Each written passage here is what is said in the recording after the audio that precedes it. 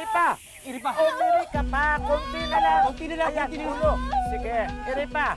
Umiri ka pa! Kunti na lang lumalabas ng ulo. Todo pa! Man, Kunti pa! lalabas na ang bata, lalabas na. Sige pa, iri ka pa! Lumalabas ng ulo! Kunti na lang! Oh, lumalabas ng ulo! Ulo! Ayun na, anak. Kunti na lang! Kunti na lang, Ayan, kunti na lang. ulo! Lumalabas ng Nakakaraos ulo! na. Ha? Dito, babaeng anak mo. Talaga po? Narinig mo yun, asawa ko? Babae daw ang anak natin. Daming dugo. Daming dugo. Mahal? Mahal? Mahal, ano nangyari sa'yo? Halimay siya! Daming dugo. Dito, daming dugo. Dito, daming dugo. Asawa ko, ano ang gagawin natin? Halimay siya! Mabuti pa itakbo mo na sa ospital. Mga kapitbahay! Mga kapitbahay!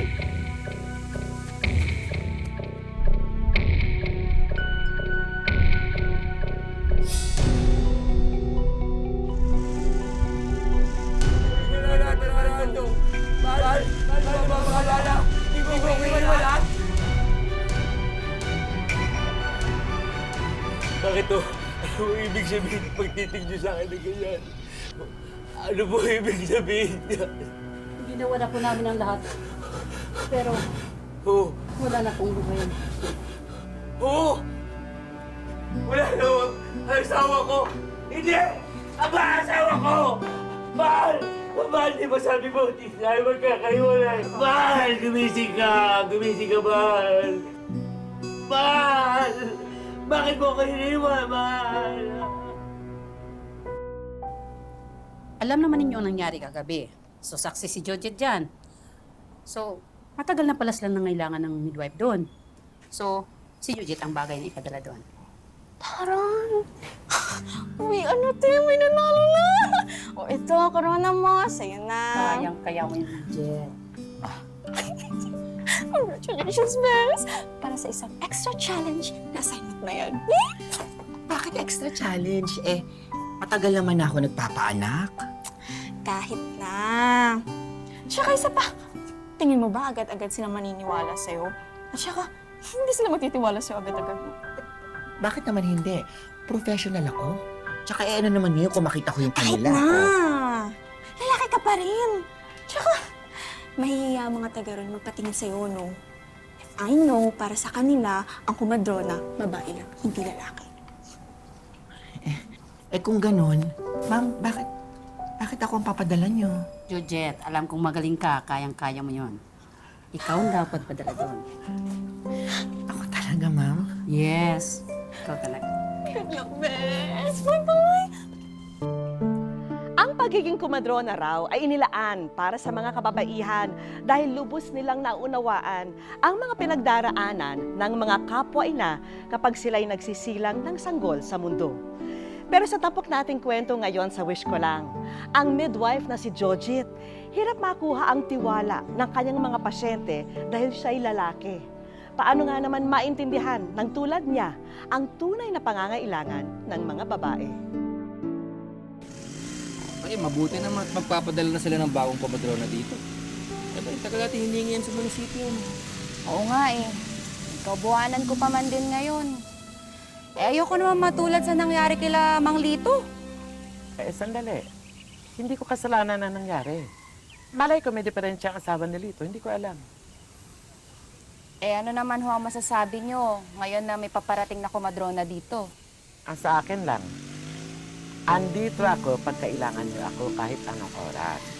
Baka naman nakakalimutan niyo, ilang taon na ako nagpapaanak sa mga buntis na taga rito. Diba? Teka, doon na ata sila. Oo nga. Abay, hindi lang kumadrona ang dala. Pati doktor meron. Doc, magandang hapon po. Eh, kasama niyo rin ho ba yung bago naming kumadrona dito? Dok, kasi naipangako ng munisipyo na magpapadala sila ng kumadrona dito. Hindi. Ay, Dad. Ako nga ho. Dad, excuse me. Naku, ay, tamang-tama po. Kapain mo, may bukol ako dito sa likod.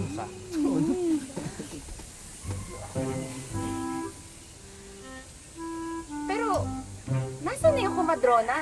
Ako nga. Siya po yung pinadalang kumadrona. Ha? Halika na.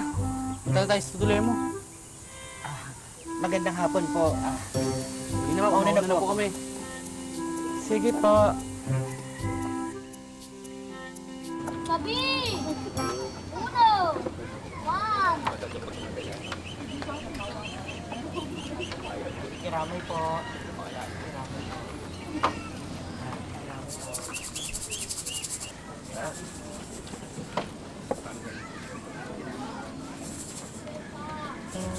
Laki na hayop ka!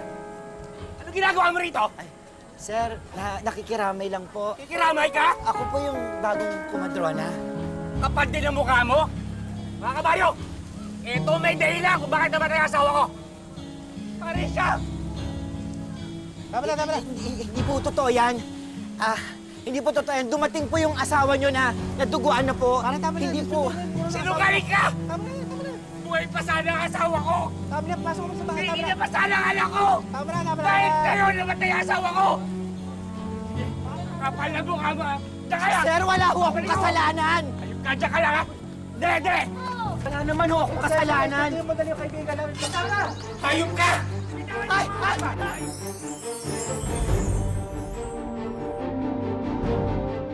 Wish ko lang Hayop ka! Hayop ka!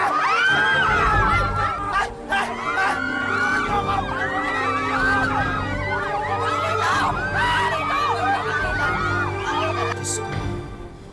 Unang araw ko pa lang dito, muntik pa ako ma-chop-chop lady. Ipagpasensyahan mo na si Mang Lito. Mabait naman talaga yun eh. Mahal na mahal lang talaga niya ang asawa niya. Ang totoo niyan eh, ang naawa ko sa anak niya. Lalaking walang nanay. Kaya nga ako nandito eh. Para hindi na mangyari yun. Pero, ang feeling ko hindi ako welcome. Pati yung mga ibang buntis, parang ayaw nila yung presence ko dito. Eh masisisi mo ba sila? Eh lalaki ka. Paano yung bukas may demo ko? Baka walang pumunta. Kasi di ba, image ko dito sa inyo parang mamamatay tao ako. Huwag kang mag-alala. Sasamahan kita sa pagtuturo mo. Talaga? Kami ni baby. Bagamat pursigido at determinado si Jojit, nagampanan ang kanyang trabaho bilang kumadrona, naging isang malaking balakid sa kanya ang nakagisnan ng marami. At ito ay ang ipagkatiwala lang sa kamay ng kumadronang babae o kaya'y sa makalumang hilot ang mga buntis sa kanilang lugar. Ano nga ba ang kailangan niyang gawin at patunayan para makuha niya ang loob ng mga inang nais niyang tulungan? Beth, parang walang pupunta eh. Umuwi na lang tayo. Maghintay ka lang. Busy lang yung mga yun. Busy? Ano yung na-traffic sa bukid? Ikaw naman, ang dali mo naman panghinaan ng loob. Tingnan mo, maghahapon na. Matutulog na lang ako. Alam ko na, hindi mo pa kasi nakukuha yung loob ng mga tao dito. Mamaya, may salo-salo kila Aling Bering. Sumama ka. Uy, Joji, ayos ka lang. Pasensya na. Eh, nagpatulong pa kasi si Aling Bering sa pagluluto sa loob. Okay lang, huwag mo ko intindihin. Masarap yung pansit. Oo naman. Pinagtulungan namin yan. Paano, mauna na ako ha, kasi may mga ayusin pa ako. Aling Bering, O, saan ka pupunta? may mga asikasuin pa po ako eh. Huwag ka munang umalis. May kantahan pa mamaya. Ikaw yung unang kakanta ah. Ay, kahit hindi na po. Sige na. May birthday naman eh. Regalo mo na sa akin yun. Pagkakataon mo na itong mag-shine. Aling Bering, ito na po yung request nyo. Kantaan na! Si Jujit daw yung mauuna. Ako? Ito pala. Dali na. Dali na, kunwari ka pa eh. Hello. Mic test. Hello, magandang araw po ulit. Aling Biring, happy birthday. Ako nga pala ulit si Jojit, ang bago niyong kumadrona. Lalaki? Kumadrona? Nananching lang yan. Okay, fine. Parangkahan tayo, ha? Okay. Ako ang lalaking kumadrona. Obvious naman di ba? Trabaho mo yun. Okay? Pero kayong mga barako dito, okay? Huwag kayong mag-alala kasi wala akong interest sa mga misis nyo. At kayong mga buntis din dito, huwag din kayong mag-alala dahil hindi ko kayo type. Sino type mo? Eh di ikaw. Halika nga dito. Yes. Anong pangalan mo? Ogie. Ang gwapo mo. Ang cute mo. Ogie, kiss nga. Ako yung kiss niya may halong... Oh! Simsimin mo ko! Di ba? O, masaya ba kayo? Masaya ba? O, hindi kayo na. Oo nga. Dali. Ben, anong gusto mo? Sige, I will survive. Oh, ano pa? Hindi ko kaya yun. May babae po ako. Ha? Nakakaaliw din pala yung bagong kumadrona, no? Nakakaaliw nga, pero parang wala namang alam sa pagpapaanak eh. Gusto nga itong si Beth sa kanya ng mga anak eh. Basta ako nagsasabi lang. Anong alam ng isang lalaki na magpapaanak? Ikaw ba gusto mong matulad ka kay... Goryo? Gusto mo matulad ka kay Lito? Nagsasabi lang ako ha.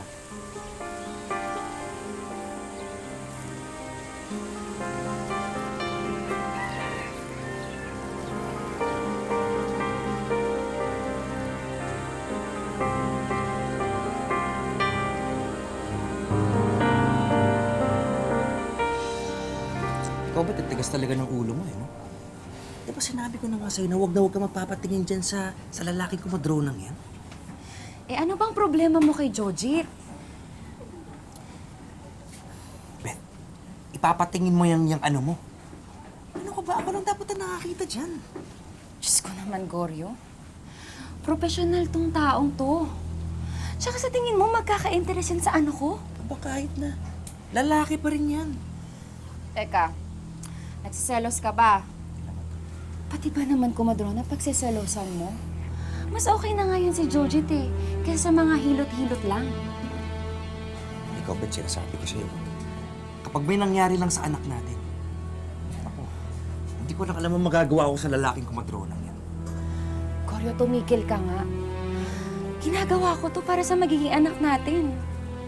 At para na rin sa'yo. Siya, sige. Sige.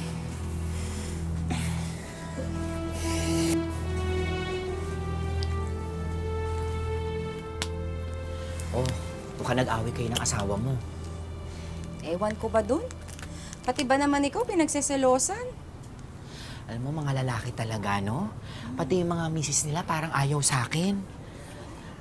Ikaw ang kauna-unahang pasyente ko, alam mo ba? Sige na, ibuka mo na. Eh, teka lang. O bakit? Kasi parang... Parang ano? Huwag mong sabihin sa akin, pati ba naman ikaw? Ito na, ito na.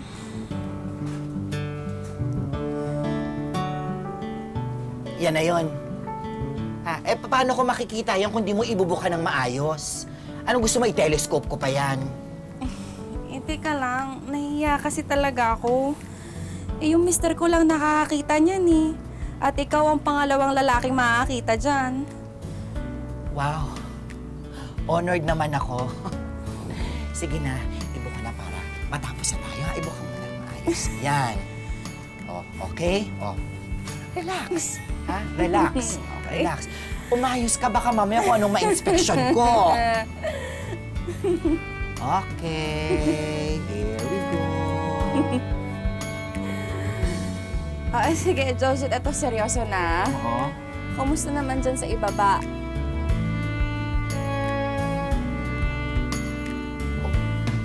Tapos na. Beth, malapit-lapit ka na. Kasi dilated na yung cervix mo. Talaga? Sabihin mo sa mister mo, malapit niya nang masilahin si Junior. Oh, tapos na. Nasaktan ba kita? Okay ka lang ba? Okay naman. Pero Okay ka nakita ba? mo na. Oo, ang ganda-ganda. Parang akin lang. Talaga ba? Meron ka! Sana wish ko lang. O, Goryo, kumain ka na. Salamat. Goryo? Bakit? Goryo? Manganak na ata ako. Ano? Manganganak na ata ako! Dali! Bilis! Teka, diyan ka lang. Tatawag ako ng tulong. Teka lang. Beth, iri mo! Mahal, kaya mo yan. Iri mo! Malakas ka, iri! Mahal, konti na lang. Kaya mo yan. Kaya mo yan. Iri mo! Nakikita ko na yung ulo, Beth! Mahal! Magkikatay ka na! Mahal, si Junior. Malapit na. Konti na lang. Sige, kaya Beth! mo yan. Beth! Beth! Isang malakas na ire! Isang malakas na ire! Kaya mo yan! Sige, push! Beth! Beth! Ito na siya!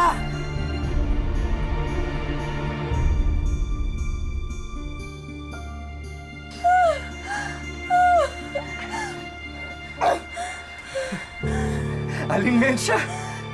Magiging tatay na ako. Ano nangyari? Bakit hindi ko naririnig ang iyak ng anak ko? Jojit! Beth! Walang puso ang anak mo! Mario! Hindi naman kayo nakikinig sa akin eh.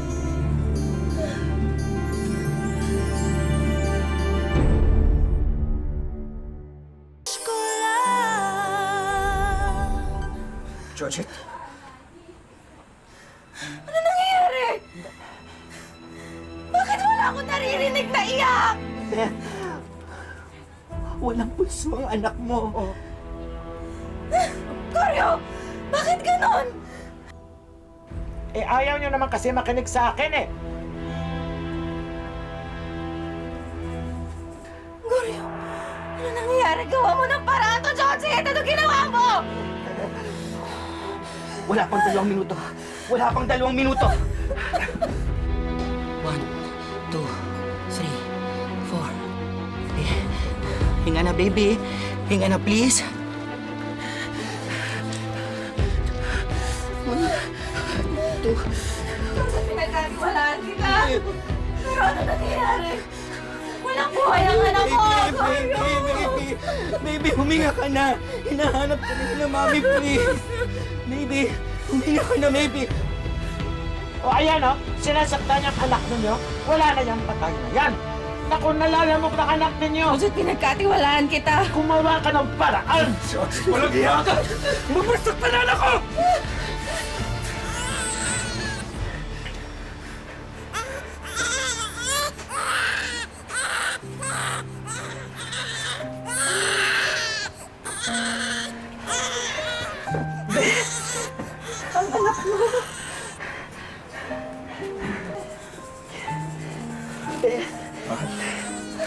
Beth, si Junior, oh.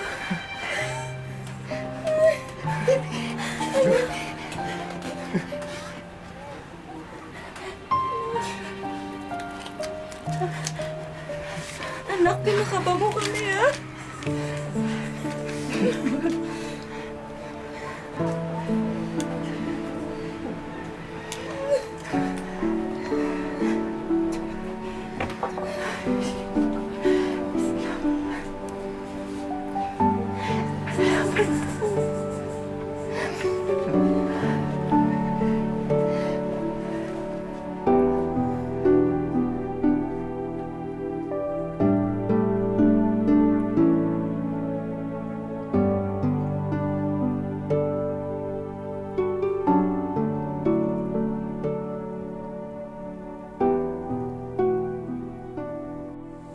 Welcome to the Christian world, Gregorio Santos Jr.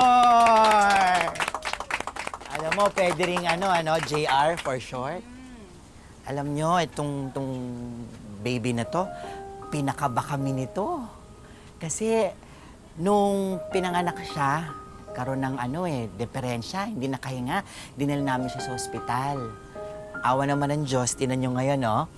Ang healthy, ang cute-cute ng baby namin, tsaka 2 months old na to. Mukhang may speech ang mother. Ako rin may sasabihin.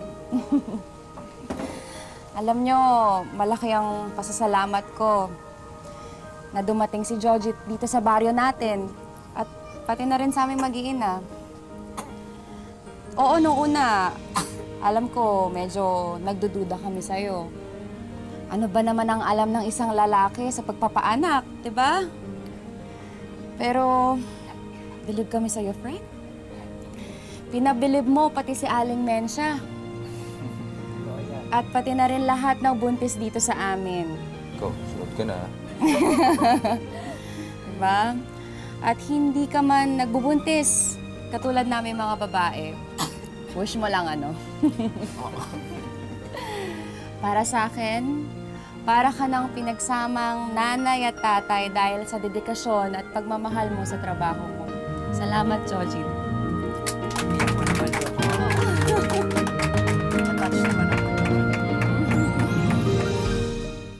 Very good. Push. Ito ngayon si Jojit. Baby girl. Ito ang araw-araw na eksena sa isang birthing clinic sa bayan ng Pantukan, Compostela Valley. Mahalaga ang bawat segundo sa loob ng silid. 2 buhay kasi ang nakasalalay sa mga kamay ni Jojit. Sabi nga ng lalaking kumadrona, relax lang, concentrate at bawal mataranta. Yung una po kasi, nung una exposure ko talaga na nag-handle, munti ka nahulog yung bata. First exposure ko yun doon sa school. Tapos sabi ko sa sarili ko, kung nahulog yun, ang laking problemang mangyayari. So, pinamis sa sarili ko na hindi na mangyayari ulit. Hindi lamang sa birthing clinic natatapos ang kanyang serbisyo. Kahit kasi mga liblib na lugar, basta may buntis, personal na pinapasyalan ni Jojit.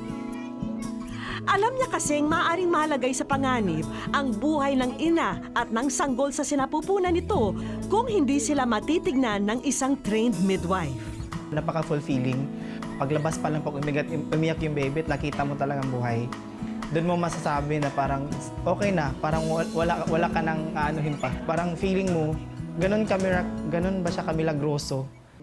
Pero kung may isang pasyente na hindi makakalimutan si Jojit, ito ay ang kauna-unahang kaso ng sanggol na kinailangan niyang i-revive dahil hindi raw humihinga noong ipinanganak. Kaya pala ang tagal lumabas kasi inisting ng cord yung baby, nandito dalawa, left and right, tapos nakapulupot ng 3. So nung nalusan ko na yung cord, natanggal ko na, nung nilagay ko yung baby sa tiyan ng mother, doon ko na-notice na pale na talaga yung baby, wala na, hindi na talaga umiyak. So doon pa lang, kinat ko na yung cord, nag-try na ako ng CPR. Nakita ko yung baby na umiyak na. Tumulo lang yung luha ko, pero hindi ko talaga pinapahalata. Oo, na super happy ako that time na na-revive yung baby. Ordinaryong araw ito para kay Jojit, pero magiging extraordinaryo ang tagpo dahil sa isang espesyal at napakabulinggit na bisita. Ay! Sa dinami-rami ng napaanak ni Jojit, sa unay hindi niya agad nakilala ang bata. Hanggang sa may iabot ito sa kanya. Magtaka ka pa kaya, Jojit, sa ibabalita namin sa'yo? Sir Jojit, maraming salamat po sa aking buhay. At dahil po dyan, ikaw ay nasa... Wish ko lang!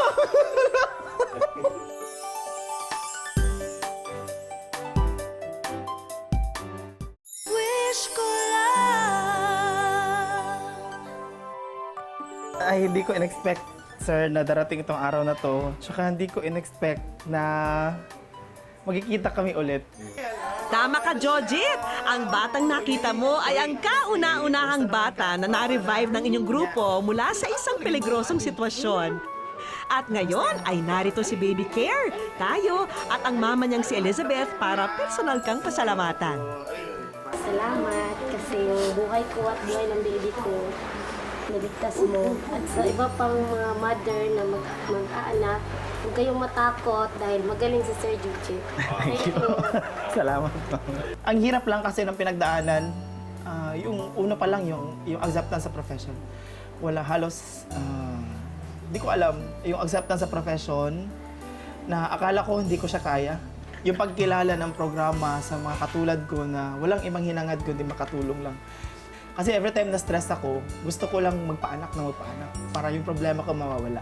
Kasi every time nakakita ko ng bata, yung umiiyak katulad kahapon, kung nakikita kong ganun, nawawala lahat, no? Yung pagod. Unang sorpresa pa lang yan, Jojit. Akala mo ba na hindi namin alam ang hilig mo sa pagkanta? Ay, as in, oo, salamat. Ay, na sir, sobrang thank you. Sa tagal kong gustong magkaroon nito.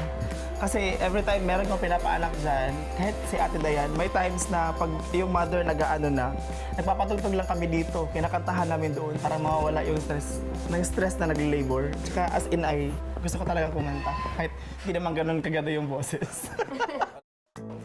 Sagad-sagarin na natin ang tagpong to.